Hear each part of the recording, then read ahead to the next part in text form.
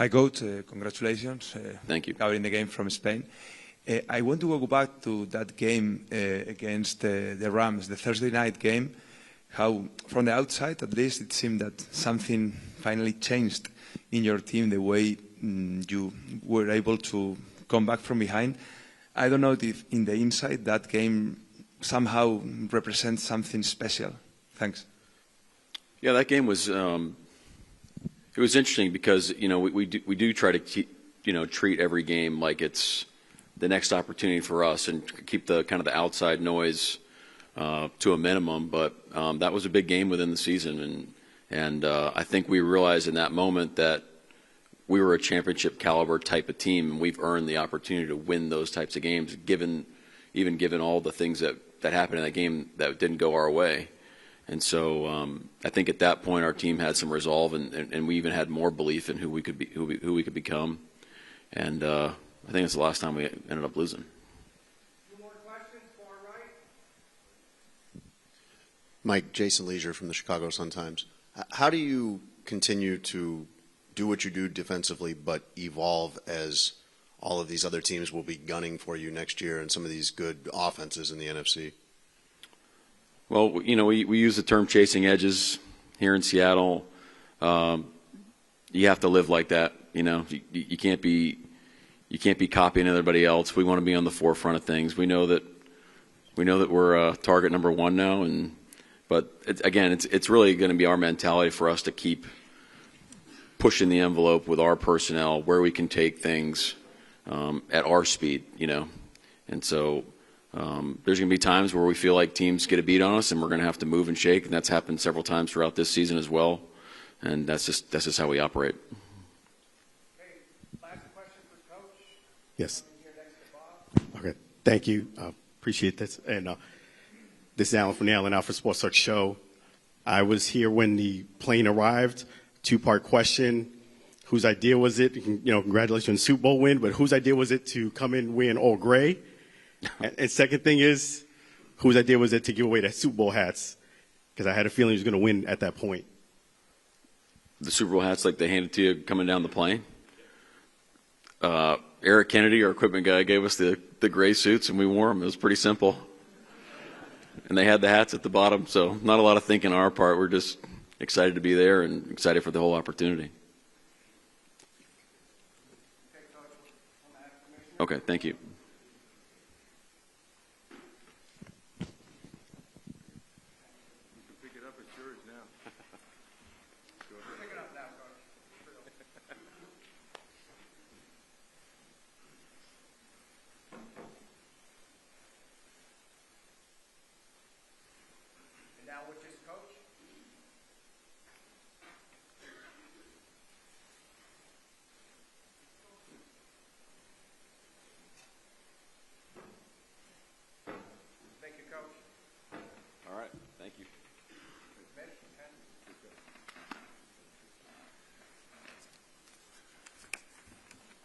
You want to take pictures first, or okay?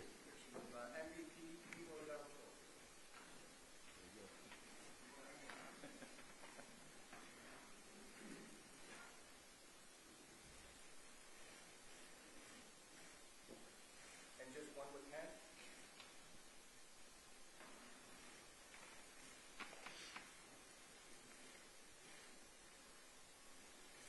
Thanks, Ken.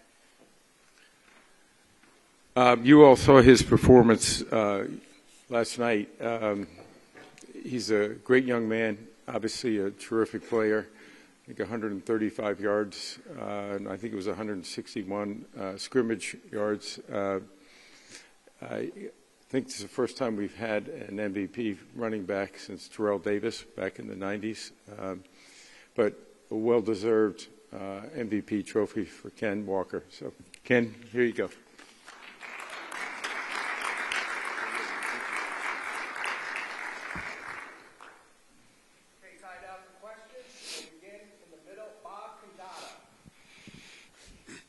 Oh, hi again. Congratulations on all this. Just when you reflect on last night and what made the running game work so well, what did you feel like kind of really got it going there, those last three quarters in particular?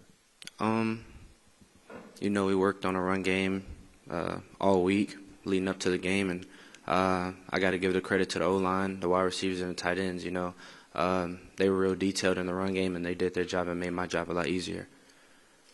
Go next to Bob.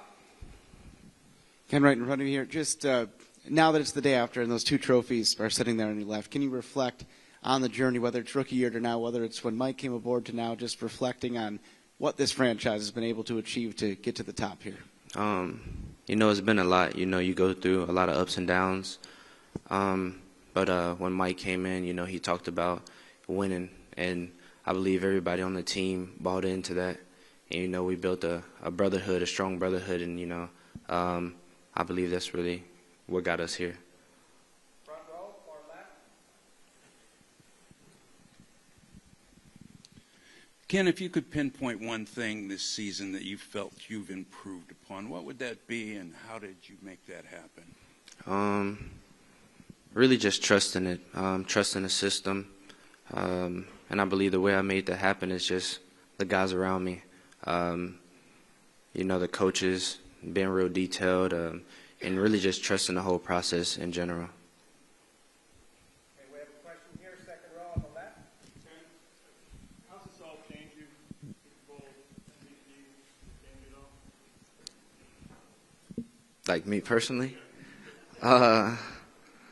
Nah, I don't think so. I feel the same. I don't think it changes much. Go far left, the back. Kenneth, Adeshina Koike, a lot of sports talk. Congratulations. It's a short list of running backs who are Super Bowl MVP, but that short list is an elite list. Franco Harris, Emmitt Smith, John Riggins, Marcus Allen, Terrell Davis, the last one. When you think about your name being alongside those great running backs in winning Super Bowl MVP, what do you think about, and who were your idols when you were growing up, possibly at running back? It means a lot. It's a blessing to be in this position. It's a short list, so it means a lot to have my name on that list. And for the running backs I used to watch growing up, it's probably like Marcus Allen, Adrian Peterson, and guys like that. So it means a lot for me to be able to be in this position. We'll go with two more, far right. Mike Brodsky, Florida National News. Ken, congratulations, by the way. I'm sure your phone has been blowing up with voicemails, texts, DMs. Is there maybe one message that stands out because of who sent it to you, and maybe another message that stands out in your mind because of what was said to you in that message? I would just say one message. It was a childhood friend. We don't get to talk much. Life takes us in different paths. But he sent me a long text, really just reminding me about really where we came from and how we grew up, and where we are today. So I guess that text before the game meant a lot to me. Okay, two more. Right here on our left. Hey, Ken. Jana Bardall with The Athletic.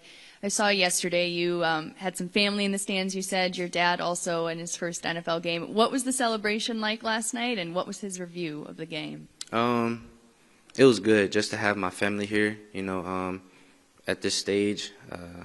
It meant a lot to me, especially for my dad, because, like I said, he usually don't like to come to games, with big crowds. So it meant a lot to have him there, and at the biggest stage, and we was able to pull out the win. Last question, Dave Stevens. Hi, Kenneth. Dave Stevens, Disability Channel. Congratulations. I'm the only guy that was born without legs that played college football, and I say I want to leave my legacy.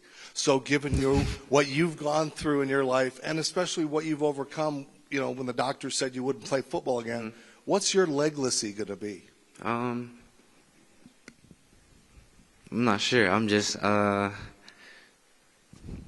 to do the best that I can, really just not taking nothing for granted, because you never know when it can be over. So, just staying positive and continue to grind and, like I said, not take anything for granted. Okay, thank you, Ken. Thank you.